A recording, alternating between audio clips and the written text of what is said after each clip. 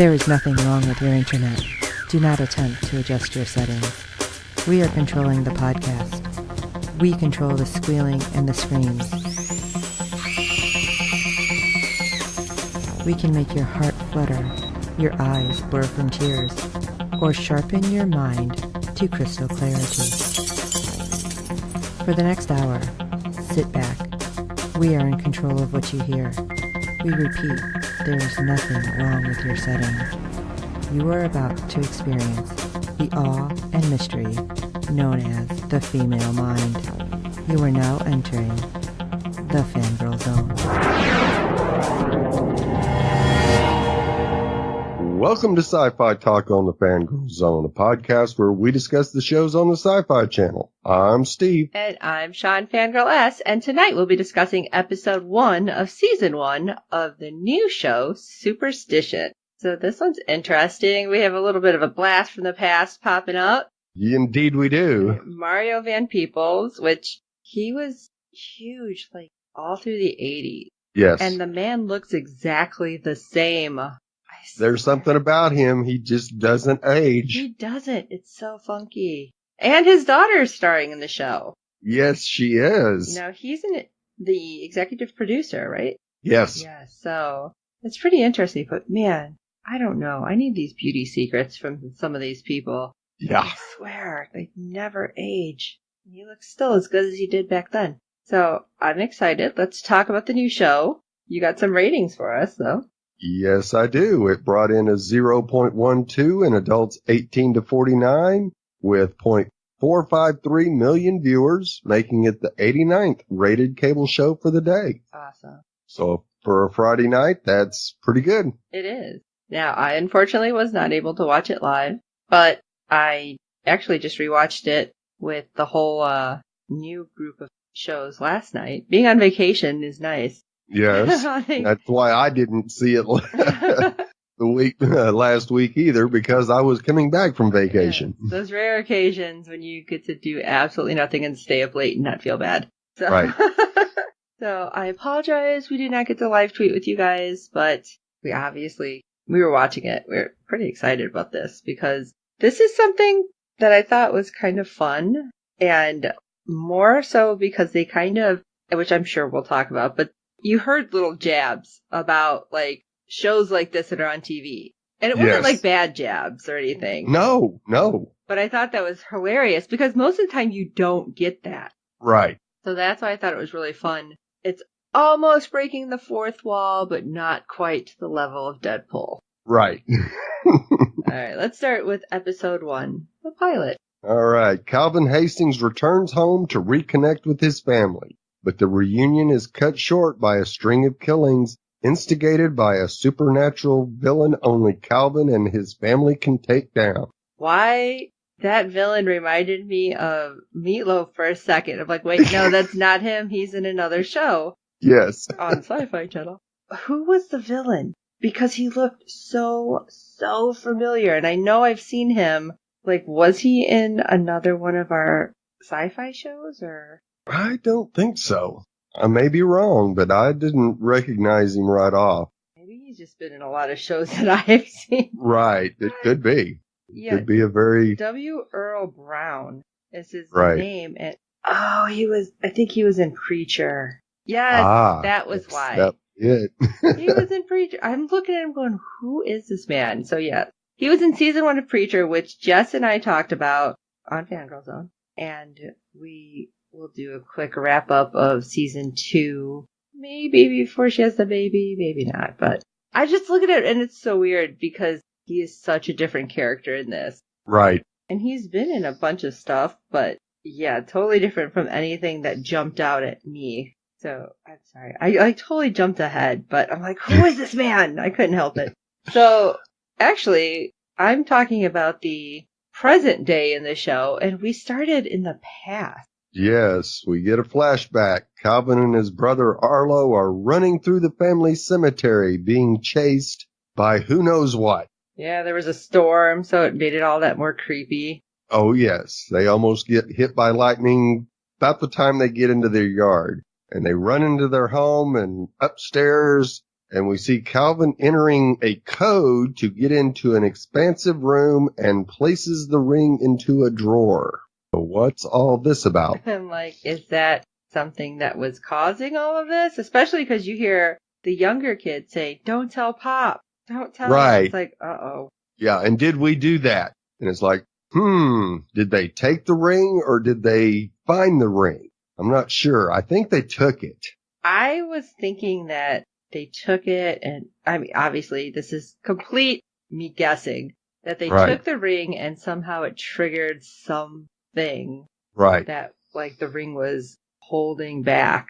And I'm saying that, like, in quotes. But you know what I mean. Right. So, I don't know, because we don't get any more information. No, we really don't, because Arlo looks out the window and sees 3 ghouls approaching the home, and he asks Calvin if they're coming for them. Well, they're coming for somebody.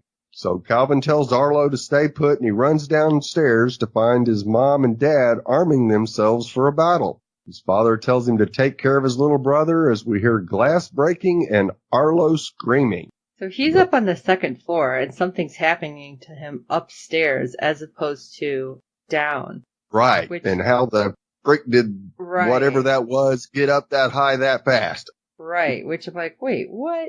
And then we have Isaac Hastings, who's the father. Previous to that, throws out their family motto. Yeah. Which was... We improvise, we adapt, we overcome. I mean, that's a really good motto for anybody to have, instead of, like, break down, cry, and sob. That's not as great. It's not as catchy. No. So we flash forward 16 years later, and we see Calvin on a 30-day leave from the military is returning home. And unfortunately, he took an Uber instead of a taxi or something else, and he gets a SoundCloud rapper. Yes. And he says that, I'm like, oh man, all right, they're just making these little jabs. So I'm thinking this has got to be a thing through the whole series. Right. But they aren't going to take themselves seriously. No. Completely, at least. Which, that's great, because sometimes that needs to happen. Yeah, and the kid actually gives one of his CDs to Calvin. And you just go, really, dude? Right, I'm like, is this guy really evil? Is that what it is? He's going to give him this horrible CD. But, whatever. And, I mean, the kid's kind of telling him a little bit about the house, or the family that lives there. Because he doesn't know that Calvin is part of that family. Right.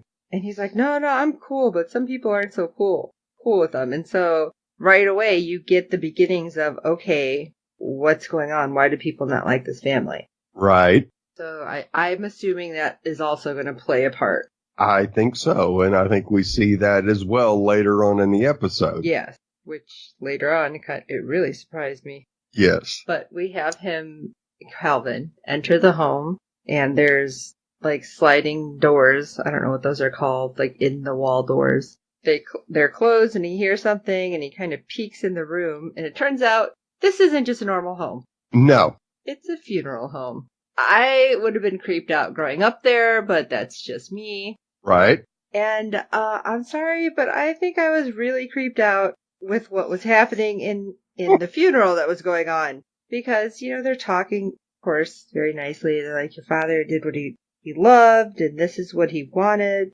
Because the guy apparently was stuffed with his gun in his hunting gear, and I'm just watching like, are you serious? What is happening right now? The daughter is taking a selfie. Oh my God.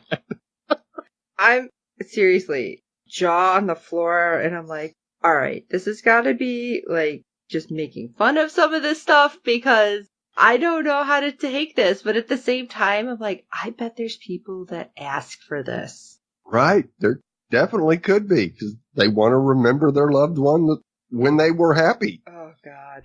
And that's what Isaac basically says, this was when he was happy. This is what he loved doing. And unfortunately, his mom catches a peek of him peeking through the door and goes bonkers, now that her son is home. Right. And she does apologize because all of a sudden when she screams, "My baby!" It's like, what? And she's like, "My baby's home." Yeah. Yeah, that's awesome for you, but remember you're at a funeral, you're running it. So I think that's why she's like, "Oh, sorry, my bad." Sorry, yeah. And then Isaac says, "Yeah, welcome home, son." And then everybody inside starts clapping, and you go, okay. Well, he is still in his military uniform. True. So, very true. I mean, depending, we don't know about the stuffed guy that, oh God, I can't believe I'm saying that, but, you know, maybe he was military and just having a military person come home, even if, like, in general, they're not liking the family. Right. But having somebody come home from military and surviving 16 years. Right. That says something. It's like, okay, he's home. Great. Good for you. We are going to celebrate that. Yes. Even if we don't like you. That's what I'm feeling like. But I don't think it's the entire town that dislikes them. No, I don't think so either. Just a select few, I guess. I don't know. Right. And then we get to go have other really weird stuff happen. Yes. What the hell is happening in this show? Yes. After a quick little talk with Mom and Dad, we cut to a small church that is having a religious ritual using snakes. Okay. I never understood the whole snake handling. Like I've said before, I'm lapsed Catholic, kind of a keister.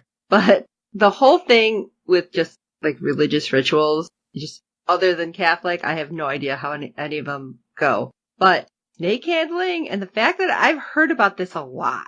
Right. Because this is one of the really odd kind of religions that seem to be super outskirts of a religious community. Yes. And so they always show it, and it's always one of those things that, not always, but when they want like a really kind of outrageous religion, they seem to show the snake handlers. And it's one of those that's like, holy crap, how do people do this? And because my biggest thing is like, how do they not get bitten by these poisonous snakes? And well, that's kind of what happened. And it's like my biggest like phobia of something like that with a religion just was showing up on screen all of a sudden. Right. Less than 5 minutes in. Right.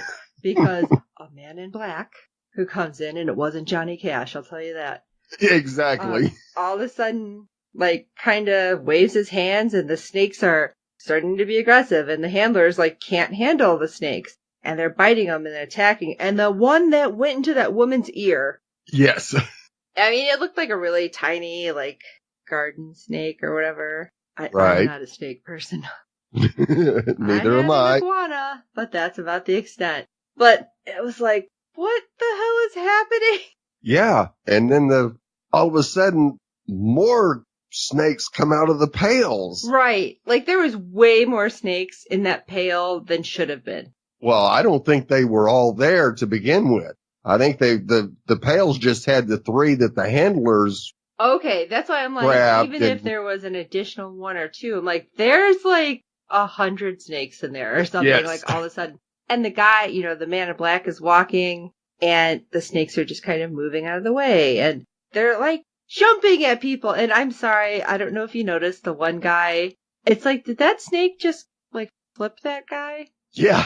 Because yeah, I think so. I was like, I mean, I know snakes are all muscle and stuff, but that's a hella strong snake. If he's gonna basically flip a guy over, like you would flip somebody over your shoulder, that's what looked like it happened, but with a snake. Yes, it did. And I was like, did you just see that? Yeah. Because I'm watching with my husband, and he looks over, he's like, the hell are you watching? I'm like, I don't know just yet. It's a new show. Right. And of course, all the snakes go after all the rest of the people in the church, except for one lady. Yes, one girl who's sitting there freaking out. And not moving, too scared to move even. Wouldn't you be if you just seen a snake go in somebody's ear? Oh, yeah. Oh, yeah. Well, I'd want out of there. I'd be hot putting it out of there ASAP. Well, when the snakes are flipping people like ninjas, I probably wouldn't be able to move either. So, After the carnage is complete, the man in black sits behind the lady that wasn't attacked and hands her a very old coin and tells her he needs some help with a party. Now, do you think she was not attacked because basically he wanted a person? And Absolutely. And she was like too freaked out. So it's like, oh, her. Let's use the Right. freaked out one. Yes. She's going to be the one that doesn't get bit 5,000 times. So, of course, the next day, police team led by Sheriff Mae Westbrook are performing forensics on the scene, at which 8 people died and 15 more were sent to the hospital. Seems like way more people were in there. But, I mean, with the chaos more happening. Than 23, yeah. Well, she contacts the funeral parlor in town, and unknown except to her, protectors of all things supernatural, the Hastings family goes to work. That's so weird that she knows, but... And so she's totally cool with it. So it's like, what else do you know? Right. But we have that survivor who is at her home, and after the gruesome, gruesome attack. So you figure she's sitting probably... in the dark. Yeah, she's probably all, like, freaked out about it. At least that's what you'd think. Right. But then, I don't know if it's her roommate or her sister comes home. Yeah. And, like, right away, she's like, turn out that light. And I'm like, the light? That's called the sun. Because she had opened the door. She's like, why is it so dark in here? Then all of a sudden, she's like, why is it so hot in here? And she goes to, like, turn down the heat. She's like, don't do that. And she turns around. She's like, I'm really glad you're here. Okay. Creepy alert. Creepy alert. And then a snake comes out from her bathrobe, but I don't know if it was in her robe. Yeah. It didn't look like that to me. No, it did not. And it was like, oh, no, this is not going to end well. No. And assuming that what we've seen, it attacked Nadine. I don't know if she's dead or if she's now going to be a snake person. Yeah, we don't know. We never see or hear about Nadine ever again in the episode. That's for sure. That's true. So, of course, she becomes the LaRoche's police department's #1 suspect and taken into custody. Yeah, so La Rochelle. Did we ever find out what state this is supposed to be? I believe this is Louisiana. Okay. I'm like, I felt like it had to be somewhere south. Yes, deep south. Just because they all had a little bit of an accent. Yes. It kind of had the True Blood kind of feel where there was an accent, but you didn't know exactly where. Right. Oh, so let's get back to the even weirder crap. So apparently Jessica is in custody and she's just chilling out in her cell. They go to take a look at her and it's like, what the hell is that on the floor? Yeah. She is molting because we have, oh God, Isaac.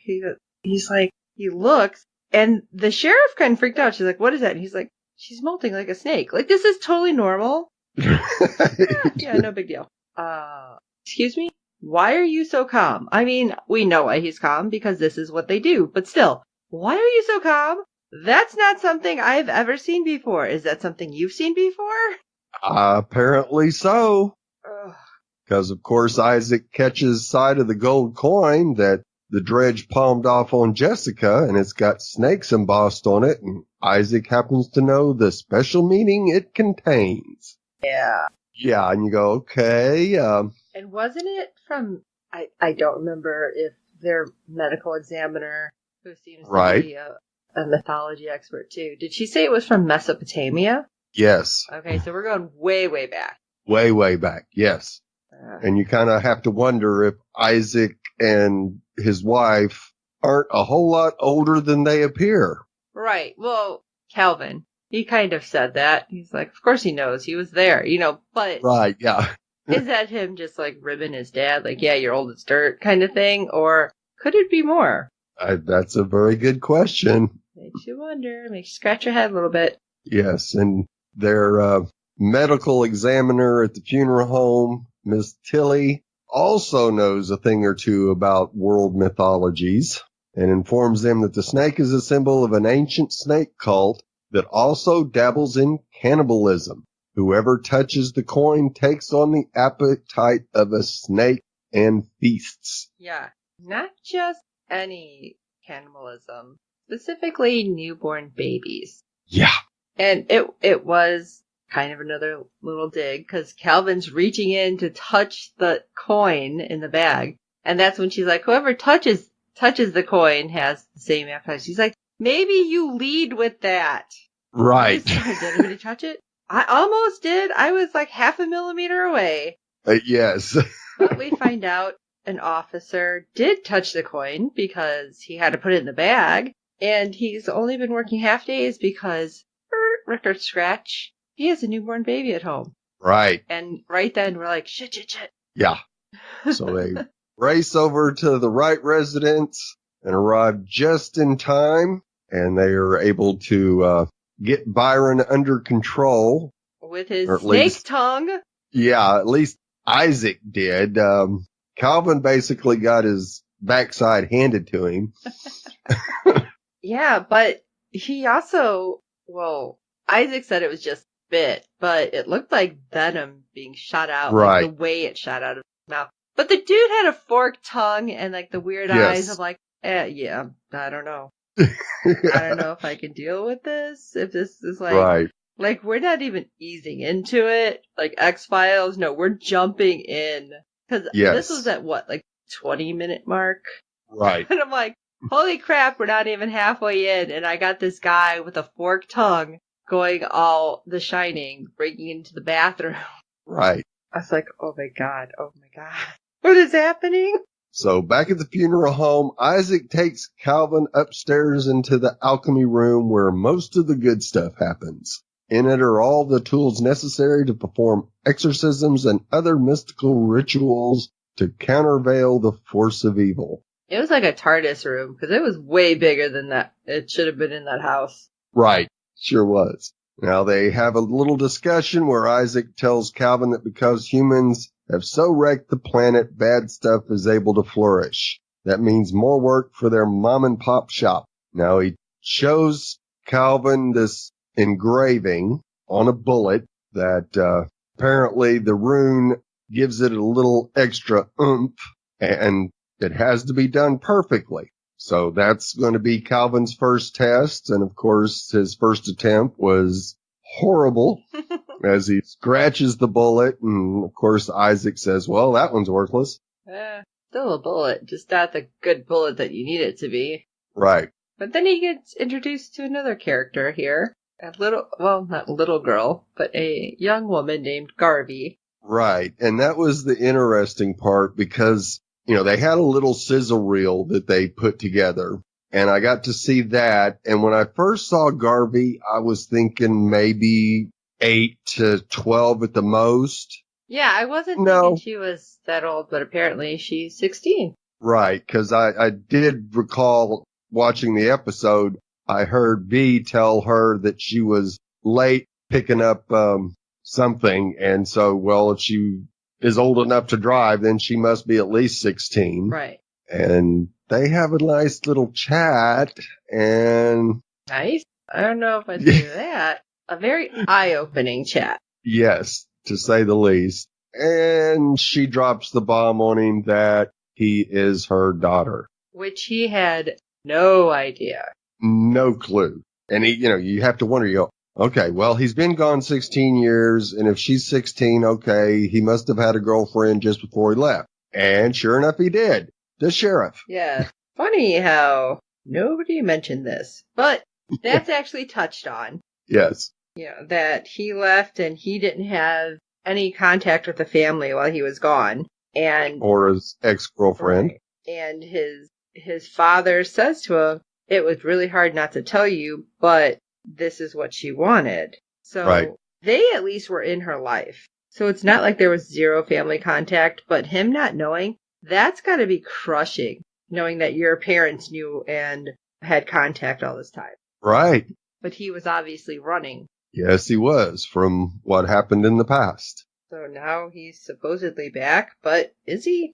He's only on a 30-day furlough at this point in time, so maybe not. Right. So B and Tilly do some more digging and discover that there are 12 other of these snake coins out and about, and they will need to find all of them to end whatever killing spree that these coins are causing. And to do that, B has to perform a very old ceremony that will let her divine their locations, but she has to touch one of the coins. Which they're like, no. Right. But they end up letting her do it anyway, and it ends up going horribly wrong. Did she actually touch it? I thought she was touching a hand of a dead body that was holding the coin. I didn't think it was actually in her hand. Oh, okay. Yeah, it might have been. But whatever it was, it didn't turn out good. No, because we see her veins turn black. Right, which is like, what happened? But apparently the Dredge kind of knew something like this was going to happen, so he turned it around. Right, and he ends up breaking their protection spell. Yeah, that was not a good thing. And the whole town is just going absolutely bonkers. It looks like a war zone around the police station. Yeah, it was so weird. So there was more snakes, and then there was fires and fighting. It's like, what is happening? This is explosions. It's out of control. Yes. But some of this is happening around, of all things, the Garden of Eden Church. So does that mean that could be the center of this? It very well could be. And of course, Isaac and Calvin gear up for an incursion, and the rest of the authorities have been sent on a wild goose chase on the other side of town. Thank you very much, Sheriff. And I think this is the time where they kind of make the little jab at Supernatural. Oh, yeah, they did a couple of times. Because I know the one is oh, hey, is the trunk all set up with a huge arsenal like Sam and Dean? And I just love that they were throwing that in. Because at least it makes you think okay, so many of these shows exist only in their bubble. We've talked about with some of them. It's have you never watched a horror movie? Have you never seen this? Come on. Yeah. Zombie movies didn't exist in the world of The Walking Dead. They said that. Because I'm how do you not know you shoot for the head? So at least they had that, that little joke about the other shows that are similar and have crazy stuff happening. Although this is a whole level that I've not seen. Right. So, they go to the graveyard, the church's graveyard. And get out their Ghostbuster, their fun little toys. Yeah. Electromagnetic devices, and sure enough, the Infernal is there. It was messed up because poor Calvin, he sees his brother at the age he was when he died. And he's like, you have to kill me. You have to kill me so I can get out of this and I can move on. And I mean, there's this back and forth. And then when we finally see what is actually happening, you see Isaac on the other side when Calvin's holding his gun up. But he's talking and he appears to be talking to his brother. So Isaac doesn't know what's happening. Calvin can't hear him. No. And then finally he's like, just shoot me. Just kill me instead. Right. Which I was surprised. Yeah, that did not see that coming either. No. So thankfully, neither of them end up getting shot. Right. And the Dredge finally appears and hands over all the gold coins in exchange for what he calls a wonderful piece of theater. And that he did not expect Calvin to go that route with telling his brother to kill him. Right. Oh, but then it gets worse. Yeah. Because maybe Calvin is really out of practice. Even though you are in the Army or Marines, I don't remember what he said offhand. But he apparently doesn't remember what it's like to fight these supernatural bad guys. Because he just got knocked the hell out. Yes, he did. Quick.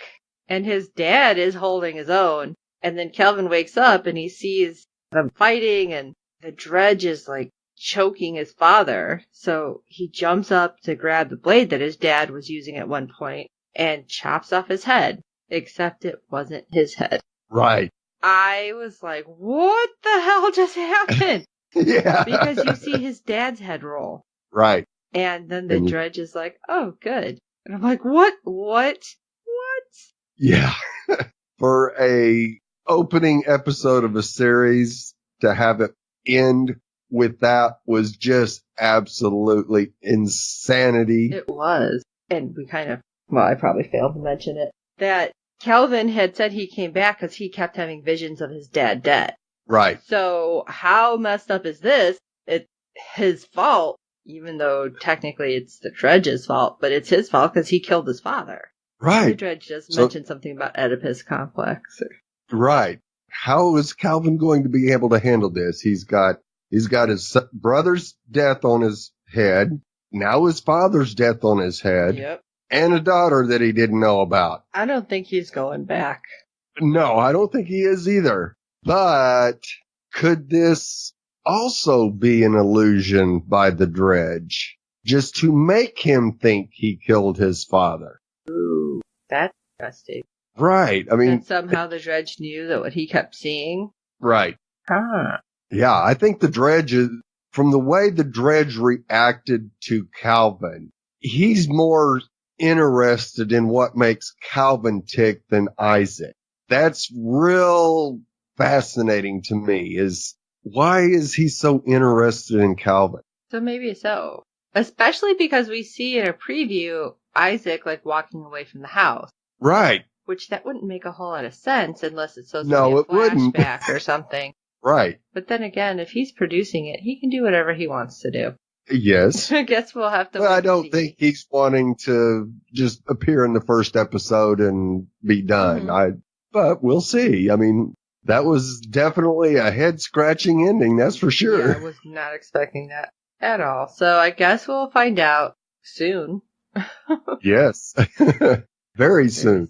All right. Well, we hope you are enjoying this show because this one, I know I've been saying that lately with the sci-fi shows that it's weird, but this one it's like, all right, what just happened? So there's going to be a lot of what with this. Yes. So, but we hope you're enjoying it. We hope you're enjoying what we're talking about. So please rate and review us on all the forums you're finding us on iTunes and Podomatic and Google Play and everywhere. Good ratings of the show help other fans find us, and tell your friends about this show. I want to know what everybody's thinking, because you guys should email us then. What do you think's going to happen? Is he really dead? Is Calvin ever going back to armed forces? I'm thinking no, but we want to know what you think. So you can email us at sci-fi talk@fangirlzone.com.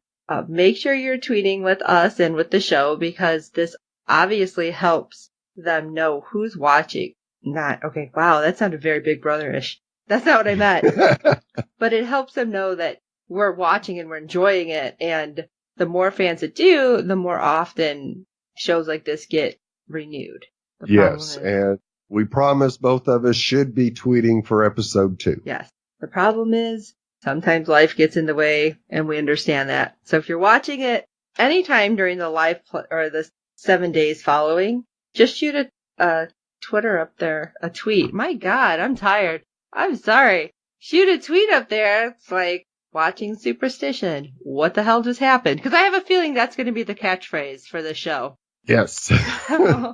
And then, of course, you can tell us your theories. Since it's so early on, I don't know if we're going to have a whole lot of theories yet. But it might be a while. We'll happily share them on the show, though, if you want to send us some. So, for this episode of Sci-Fi Talk, I am Sean, Fangirl S. And I'm Steve. We improvise, we adapt, we overcome. And until next time.